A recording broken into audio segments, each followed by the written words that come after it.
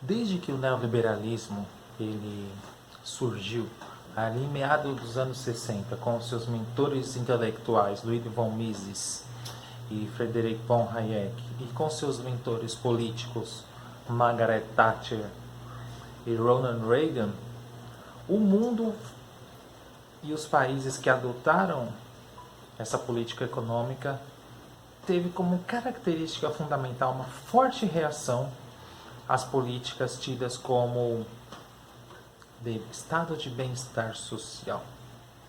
E a partir dessa reação ao estado de bem-estar social derivada da crise ali de algumas crises, o que a gente vê é uma descentralização de questões sociais para uma centralização no indivíduo.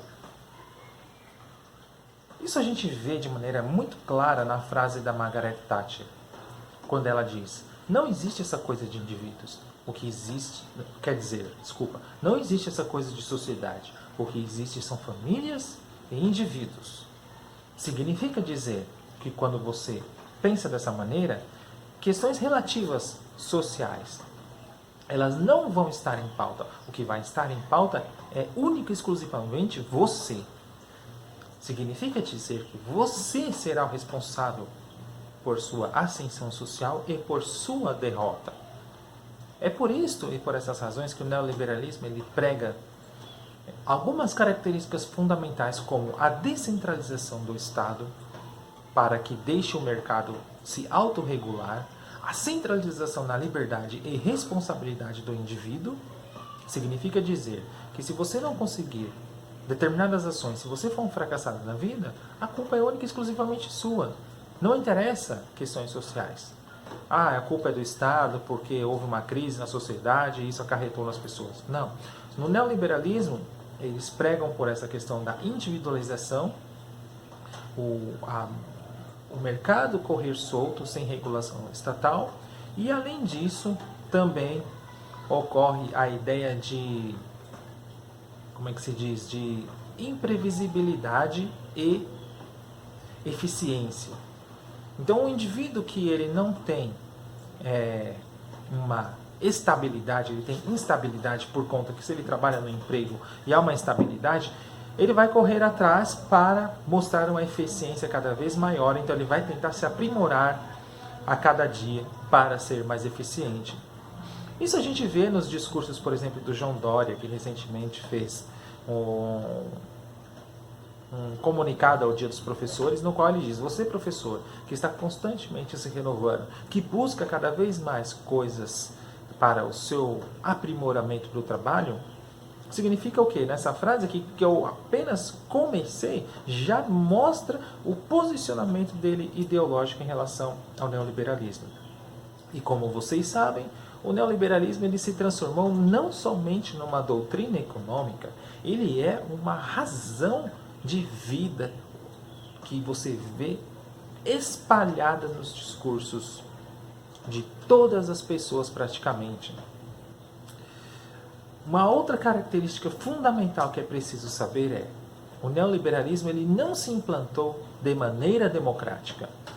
Exemplos: Chile, no Augusto Pinochet, Brasil, Argentina e toda a América do Sul. E alguns países também nórdicos que têm uma influência mais de estar de bem-estar social. O que eu quero dizer? Houve uma pressão econômica, social, política e, sobretudo, em alguns casos mais políticas, como aqui na América do Sul, onde a implementação do neoliberalismo foi de maneira abrupta. No Chile, por exemplo, Salvador Allende foi assassinado e Augusto Pinochet assumiu e logo já implantou o seu regime. Houve toda uma série de flexibilização trabalhistas, relação à educação, saúde, e houve toda a privatização das coisas. O que significa, como eu já disse, se é um regime que prima pelo indivíduo, todos os indivíduos vão ter que correr atrás para pagar o serviço de qualidade. É assim a educação no Chile, a saúde nos Estados Unidos. E a educação ela vai sofrer fortes influências em relação a essa política econômica. Uma principal característica é a descentralização do poder estatal e, a partir disso, essa descentralização faz com que a educação esteja a serviço do mercado. Significa dizer também, se você está a serviço do mercado, você vai adequar as suas necessidades para a onda do momento. Quem vai sofrer mais com isso são as humanidades. Porque haverá, e ainda vem ocorrendo esse processo há muito tempo, de enxugamento de matérias que são consideradas demais dentro do currículo. No ensino fundamental, em médio, as disciplinas de humanas elas têm uma carga mínima para hoje haver a introdução de disciplinas relacionadas ao mercado financeiro, como, por exemplo, educação financeira, empreendedorismo. Querendo ou não, tais disciplinas trazem uma nova racionalidade à pessoa que ali desde a infância já vem criada nesse sistema e também traz um novo posicionamento dela diante do mundo. E é exatamente isso que vem acontecendo com o processo educacional hoje. Uma forte descentralização estatal, no qual esse setor parece perder a autonomia e fica cada vez mais refém das novidades do mercado. Não é à toa que a iniciativa privada é louca para privatizar a educação, para fazer aquilo que ela considera de interessante. O que eu quero conversar hoje com vocês é sobre exatamente isso. Um caso específico onde mostra como os indivíduos, nesse processo de individualização radical do neoliberalismo, faz com que as pessoas fiquem cada vez incorporadas naquele espírito competitivo de empreendedoras de si mesmas. O lastro de solidariedade que é empregado dentro de um estado de bem-estar social, alavancado por políticas ideológicas que faz com que a pessoa haja de maneira solidária em relação ao outro, dentro da lógica neoliberal isso vai se perdendo porque é necessário que você corra atrás para o seu bem-estar. Não importa o bem-estar do outro, importa o seu, único e exclusivamente. Vejamos. Eu não vou especificar a prefeitura, mas eu vou especificar uma cidade aqui do estado de São Paulo. Ela tem aquilo que nós professores chamamos de evolução funcional. Você entrega um título de mestrado, doutorado, pós e o seu salário sobe.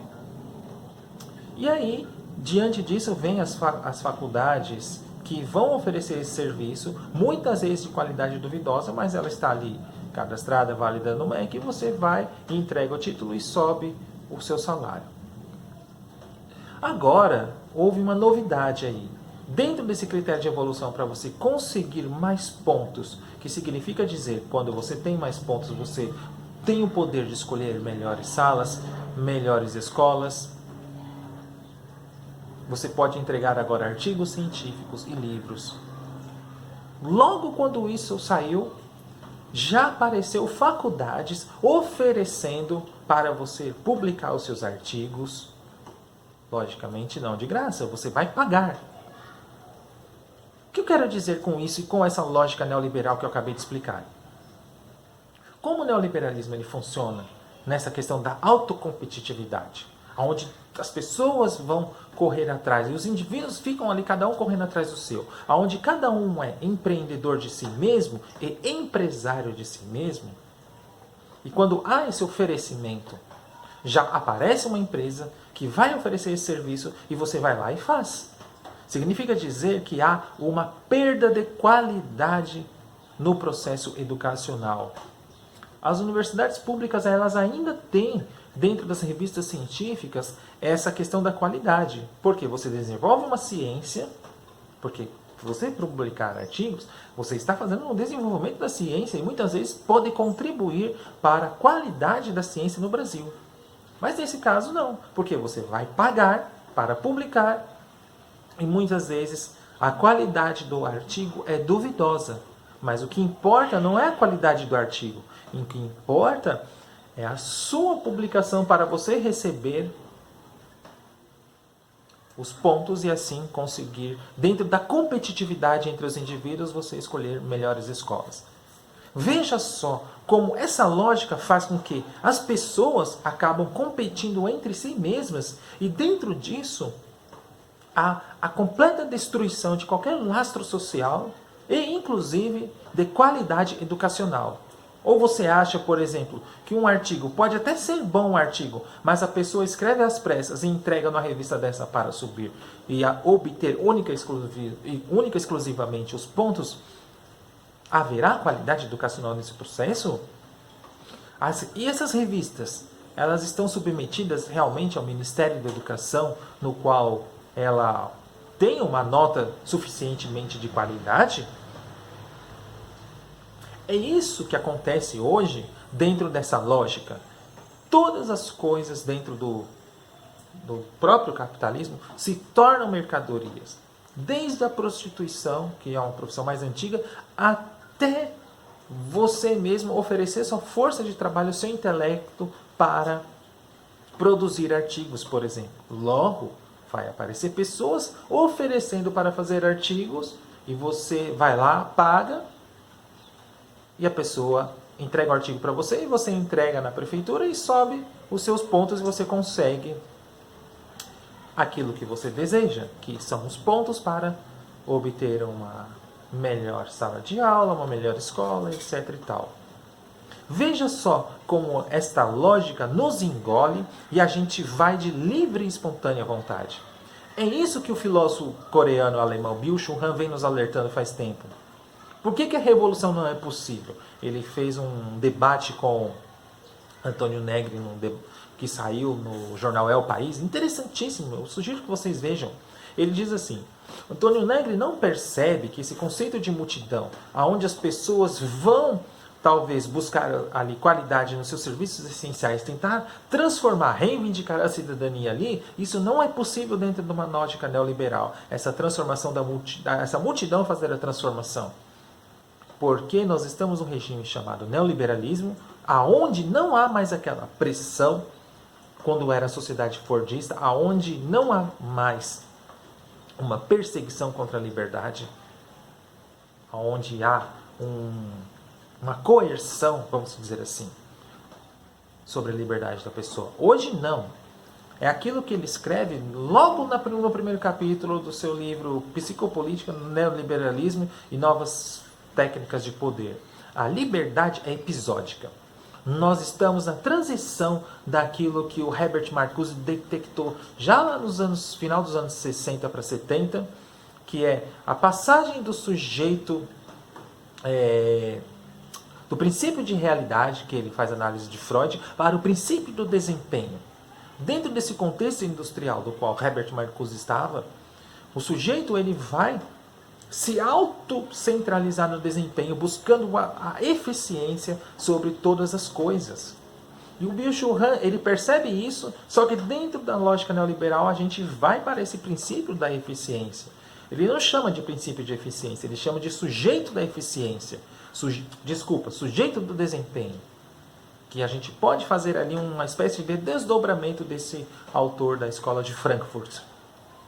Que é o quê? O sujeito do desempenho dentro da lógica neoliberal não é mais como aquele que está no período fordista, onde há aquela pressão, uma perseguição para que ele trabalhe mais e desempenhe cada vez melhor. Não. Hoje você é livre. Depende única e exclusivamente de você. Então, portanto, se você não fizer, você não ganhará. Então, dentro dessa lógica, onde todos são empresários de si mesmos, o que importa é eu correr atrás e fazer as coisas melhorar, única e exclusivamente para mim. É isso que o Byung-Chul Han vem nos alertando, dizendo que essa lógica da eficiência neoliberal, individualista, faz com que as pessoas se tornem cada vez mais individualistas, correndo atrás das coisas, e a gente vai perdendo lastros de solidariedade, lastros de afetividade e, inclusivamente, algo muito importante que é a questão da experiência. Experiência não falo de tempo cronológico. Experiência é aquilo no sentido que o Walter Benjamin já nos alertou quando ele escreveu um texto, a pobreza da experiência, uma coisa assim, agora não lembro exatamente. Que é o quê? É aquilo que nos toca, que nos passa, que nos move. Se você está dentro dessa lógica da busca da eficiência, constantemente tem que se renovar, há essa pressão dentro dessa sociedade do cansaço, que é o cansaço de si mesmo, por conta de estar se desdobrando e se renovando o tempo todo, porque você auto se pressiona para isso, não há mais ninguém te pressionando, é você mesmo com você mesmo, você acaba ficando doente. E é aí que surgem as depressões, a síndrome de burnout, que é o que o Byung-Chul Han mostra que na Coreia do Sul há muito isso, que é o esgotamento do trabalho, porque o sujeito trabalha demais o tempo todo para alcançar a eficiência. Aliás, a sociedade asiática ela é campeã nisso, nessa questão do espetáculo, da busca da eficiência, da primazia sobre as coisas. É o lugar que talvez eu diga onde o neoliberalismo se aprimorou de maneira significativa e aonde há altos índices de suicídio, porque a pessoa não aguenta, está cansada de si mesma, então ela opta por tirar a própria vida. Então vejam só como dentro desse contexto todo que eu descrevi, a educação ela vai estar sendo destruída, vai se tornando uma porcaria, porque você pode ter inúmeras formações, você pode ser formado em história, sociologia, psicologia, letras, você pode ter 4 ou 5 graduações, mas você não vai fazer aquele tempo necessário que é uma universidade, de 4 anos de uma graduação, 4 anos de outra, 4 anos de outra, porque senão você vai levar 15, 20 anos para fazer 3, 4 graduações. Por exemplo, eu fiz pedagogia e filosofia, eu fiz 4 anos de pedagogia, depois 4 anos de filosofia, 3 anos de mestrado e 4 anos de doutorado. Hoje não. Hoje as pessoas na graduação, ela faz uma apenas, em 3 anos, talvez, no máximo. E aí ela quer fazer uma segunda licenciatura. Ela pode entregar em 6 meses. Aí ela vai fazer outra, entrega em 6 meses. Para quê? Para você subir de pontos, ter uma habilitação e ensinar aquela matéria. Mas você não tem uma habilitação nenhuma, mas você se formou rapidamente porque o mercado te ofereceu esta oportunidade para você se qualificar e você se aprimorar. Veja como as palavras elas são ideologicamente modificadas, o que significa dizer que elas não têm aquele próprio significado do qual ela aparentemente propõe. Que você, por exemplo, recebeu uma qualidade educacional, uma habilitação para ensinar uma matéria, mas não quer dizer que você seja bom o suficiente para ensinar aquele conteúdo, porque você fez em 6 meses. Será que você aprendeu em 6 meses aquilo que um cara que ficou 4 anos estudando? É a verdadeira era da porcaria, da destruição de todo o sistema educacional brasileiro. E isso vai implicar significativamente dentro das escolas, na qual, por exemplo, os professores vão ensinar os estudantes, e os estudantes cada vez mais iletrados vão seguindo dentro dessa lógica também. Ou seja, dentro da escola eles já estão ali recebendo disciplinas como empreendedorismo e educação financeira.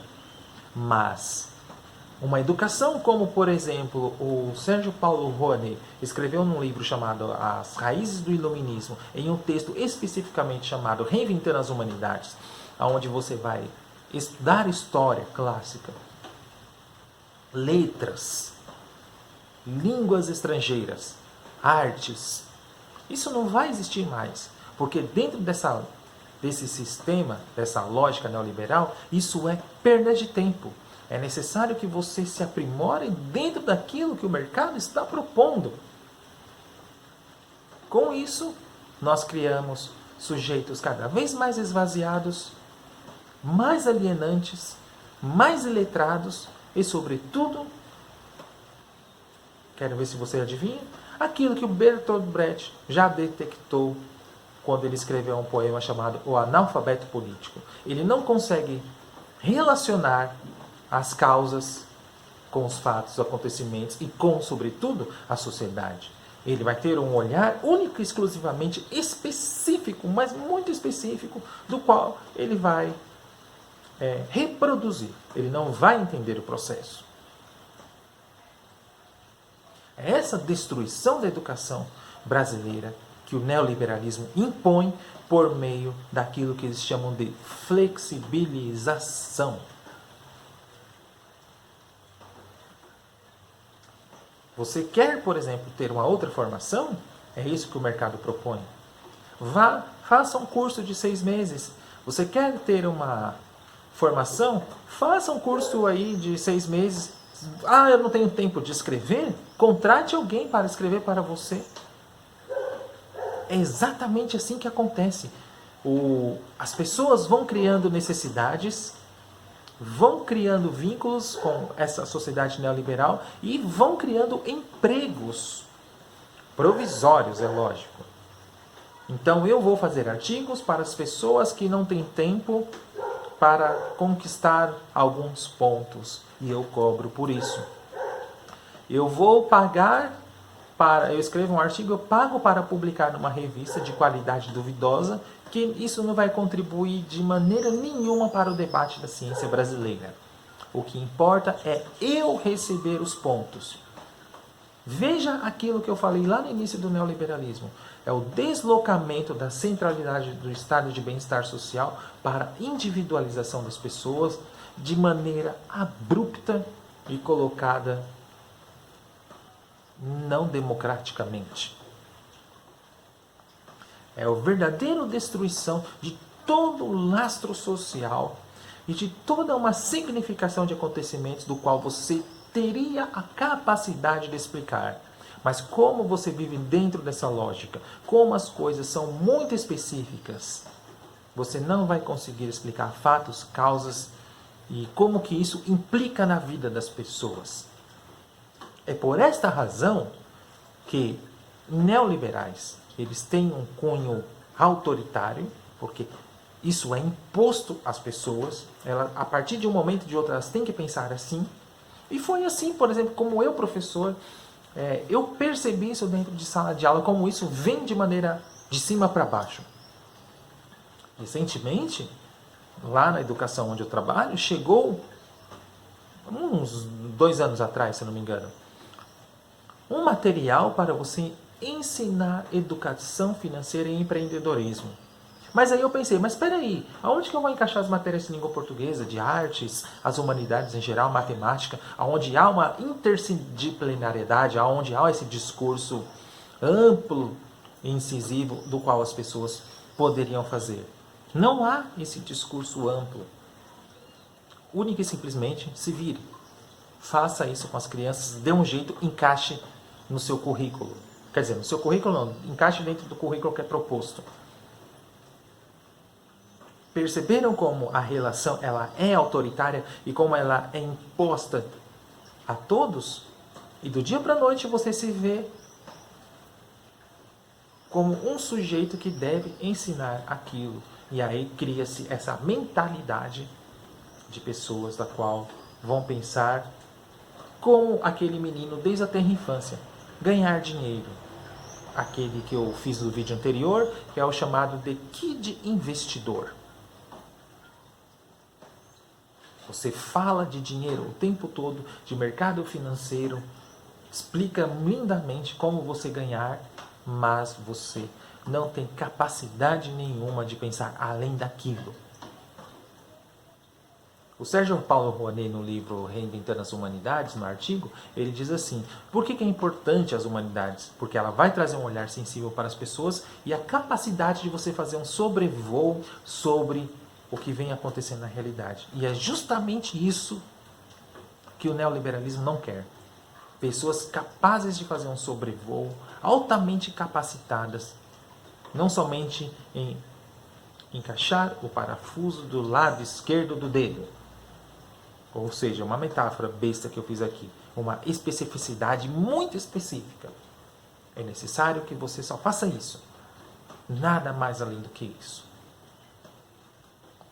Nossa educação, nós precisamos cada vez mais falar sobre essas coisas, conversar com outras pessoas, denunciar esse tipo de porcaria que vem acontecendo, de modo com que não fiquemos reféns dessa lógica. Último recado. Se inscreva no canal, é importante para a gente fazer essa mensagem chegar adiante. Escreva nos comentários. Se você não leu o nosso livro Ódio à Política, Ódio a Pensar, Linguagem e Ideologia, a Arquitetura do Golpe, do qual eu explico o processo do golpe que retirou a presidenta Dilma Rousseff, e aí entrou o presidente Michel Temer, que anunciou que seria adotada a política neoliberal a partir do documento Uma Ponte para o Futuro, que na verdade é uma ponte para o abismo, deu no que deu o que nós temos hoje. Um neoliberalismo cada vez mais radical, rumo a uma espécie de anarcocapitalismo, que é a destruição completa do Estado e a radicalização dos indivíduos em busca dos seus empregos, sendo empreendedores de si mesmos o tempo inteiro. Se você não leu esses livros, peça por aqui no comentário, peça por e-mail polêmicasdonossotempo@gmail.com, que a gente envia gratuitamente para você, porque isso faz parte da sua formação intelectual, crítica, capaz de você fazer um sobrevoo dentro desse período político do qual nós estamos passando de maneira muito difícil. Nós também temos o nosso blog, polêmicasdonossotempo.blogspot.com. Leia lá os artigos, que você certamente vai te despertar uma boa reflexão, e eu garanto, o seu pensamento não vai ser mais o mesmo se você tem uma tendência liberal. Por hoje é isso. Grande abraço e até mais.